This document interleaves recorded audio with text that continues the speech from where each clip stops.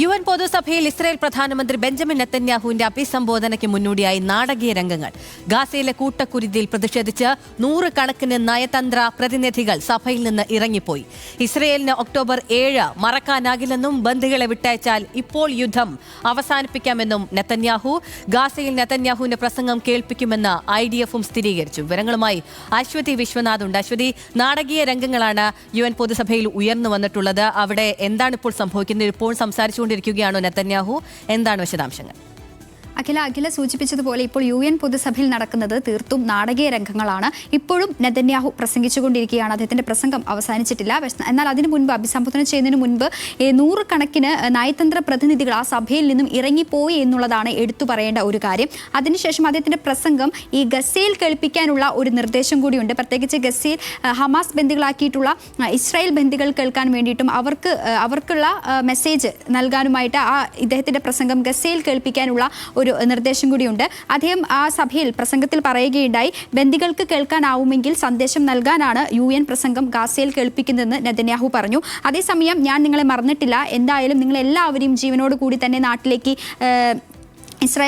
നാട്ടിലേക്ക് തിരിച്ചെത്തിക്കും. ഇസ്രായേൽ ജനത നിങ്ങളോടൊപ്പം ഉണ്ട് എന്നുള്ളൊരു സന്ദേശം കൂടി നെതന്യാഹു ആ പ്രസംഗത്തിൽ നൽകുകയുണ്ടായി. എല്ലാവരെയും തിരികെ എത്തിക്കുമെന്നും നെതന്യാഹു പറയുകയുണ്ടായി. മാത്രമല്ല, ഹമാസിനൊരു മുന്നറിയിപ്പ് ഈ പ്രസംഗത്തിൽ ഇപ്പോൾ നൽകുകയുണ്ടായി. ബന്ദികളെ വിട്ടയച്ചാൽ ഇപ്പോൾ യുദ്ധം അവസാനിപ്പിക്കുമെന്നും കൂടി അദ്ദേഹം ഒരു മുന്നറിയിപ്പ് നൽകുന്നുണ്ട്.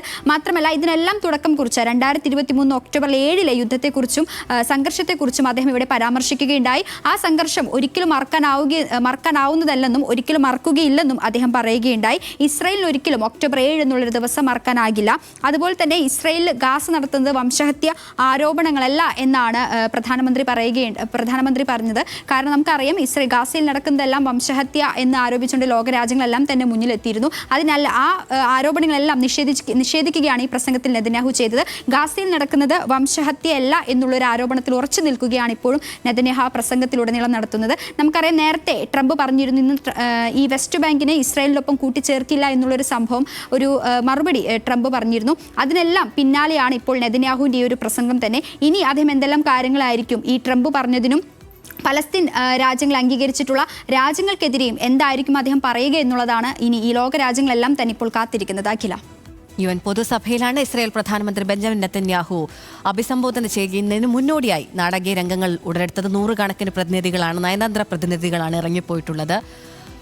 അശ്വതി വിശ്വനാഥായിരുന്നു വിവരങ്ങൾ നൽകിയത്.